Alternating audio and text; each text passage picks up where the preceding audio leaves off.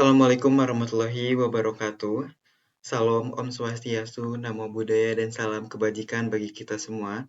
Sebelumnya perkenalkan, saya Rizky Ananda, mahasiswa program studi Ilmu Pemerintahan, Fakultas Ilmu Sosial dan Ilmu Politik, Universitas Sultan Ageng Tirtayasa, yang pada saat ini akan menyampaikan makalah saya yang berjudul Analisis Fungsi Legislasi dalam Lembaga Perwakilan, Studi Kasus Pembahasan Undang-Undang Cipta Kerja di DPR RI.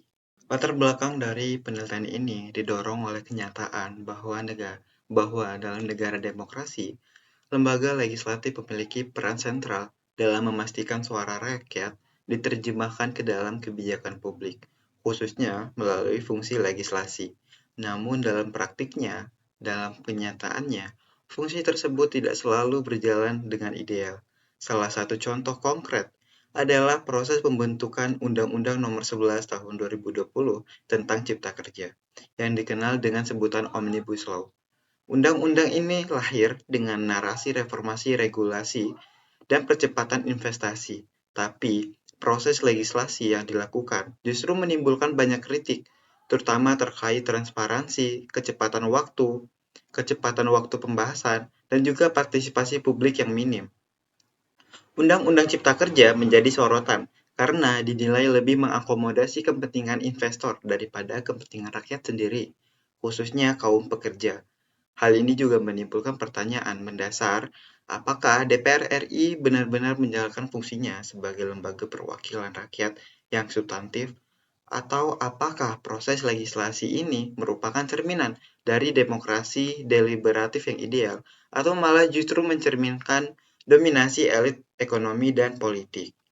Berdasarkan hal tersebut, penelitian ini merumuskan pertanyaan utama, bagaimana DPR RI menjalankan fungsi legislasi dalam pembentukan Undang-Undang Cipta Kerja, dan sejauh mana proses tersebut mencerminkan prinsip representasi substantif. Lalu, tujuan dari penelitian ini adalah untuk memahami dan juga menjelaskan proses legislasi Undang-Undang Cipta Kerja, serta mengkaji peran DPR dalam konteks representasi politik. Saya juga ingin menilai bagaimana kualitas representasi tersebut bila dianalisis menggunakan teori representasi politik, khususnya konsep dari Hannah Pitkin. Secara teoritis, penelitian ini menunjukkan pendekatan dari Hannah Pitkin yang mengemukakan 4 bentuk representasi politik, yaitu representasi formalistik, deskriptif, simbolik, dan juga substantif. Fokus utama saya adalah pada representasi substantif, yang dimana menekankan bahwa seorang wakil rakyat dianggap mewakili rakyat, bukan hanya karena terpilih secara sah saja, tetapi karena benar-benar memperjuangkan kepentingan rakyat dalam kebijakan publik. Dalam konteks ini, DPR tidak hanya hadir secara simbolik atau secara formal, tetapi harus bertindak secara nyata untuk kepentingan rakyat. Lalu, metode yang digunakan dalam penelitian ini adalah pendekatan kualitatif dengan teknik studi literatur. Saya menelaah berbagai sumber seperti jurnal ilmiah, buku akademik, laporan penelitian, berita, dokumen resmi DPR, serta putusan Mahkamah Konstitusi. Analisis dilakukan secara deskriptif dan juga interpretatif. Studi literatur ini relevan karena memungkinkan saya untuk melakukan telaah kritis terhadap dokumen dan juga narasi yang berkembang seputar pembentukan Undang-Undang Cipta Kerja. Lalu kita memasuki pada hasil dari penelitian ini, yang dimana menunjukkan bahwa fungsi legislasi DPR dalam kasus Undang-Undang Cipta Kerja masih jauh dari harapan.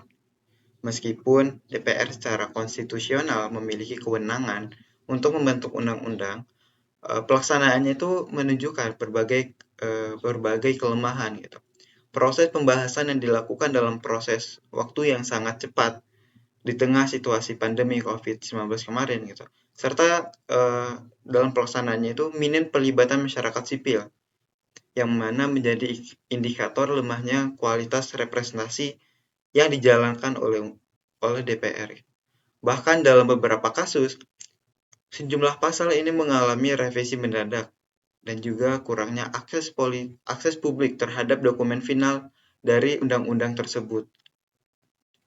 Lalu bukti lainnya yang memperkuat ketidaksesuaian proses legislasi ini dengan prinsip demokrasi adalah adanya putusan Mahkamah Konstitusi pada tahun 2021 silam, yang dimana menyatakan bahwa Undang-Undang Cipta Kerja inkonstitusional bersyarat.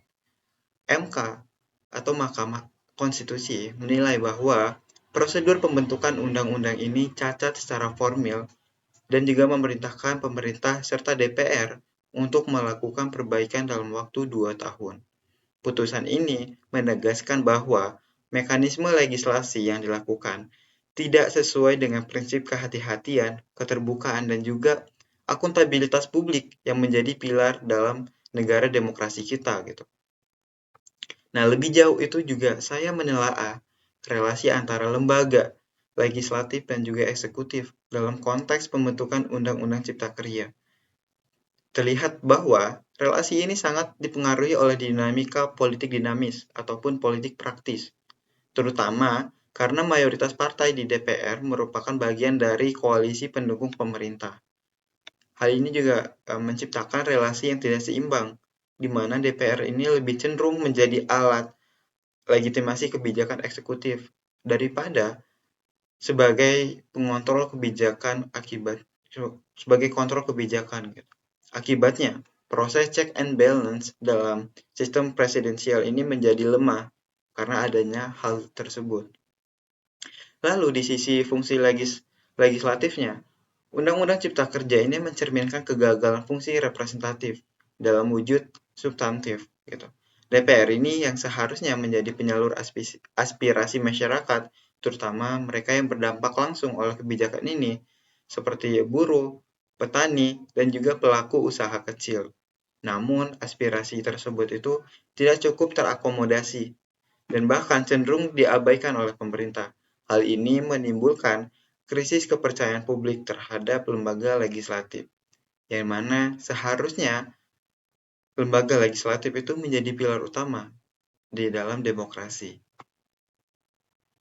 Dengan mempertimbangkan keseluruhan temuan di atas yang telah saya sebutkan, maka saya dapat menyimpulkan bahwa fungsi legislasi DPR RI dalam pembentukan Undang-Undang Cipta Kerja belum mampu mencerminkan representasi politik yang substantif. Kelemahan dalam proses partisipasi, transparansi, serta dominasi kepentingan elit menjadikan kebijakan ini kurang berpihak pada rakyat yang banyak gitu. Adapun rekomendasi yang saya tawarkan adalah yang pertama, DPR harus memperkuat mekanisme legislasi yang transparan, akuntabel, dengan membuka ruang partisipasi publik yang luas dan bermakna dalam setiap tahapan pembentukan undang-undang. Kedua, penting untuk memperkuat kapasitas anggota DPR dalam menyerap dan juga mengartikulasikan aspirasi rakyat, terutama melalui konsultasi publik dan juga dialog yang terbuka.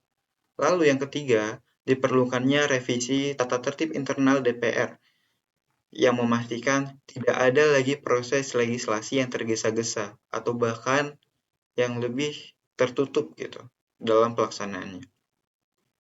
Dan yang keempat, yang terakhir yang dapat saya berikan, rekomendasi yang dapat saya berikan adalah masyarakat sipil perlu terus diberdayakan agar mampu menjadi aktor kontrol terhadap proses-proses kebijakan publik di parlemen.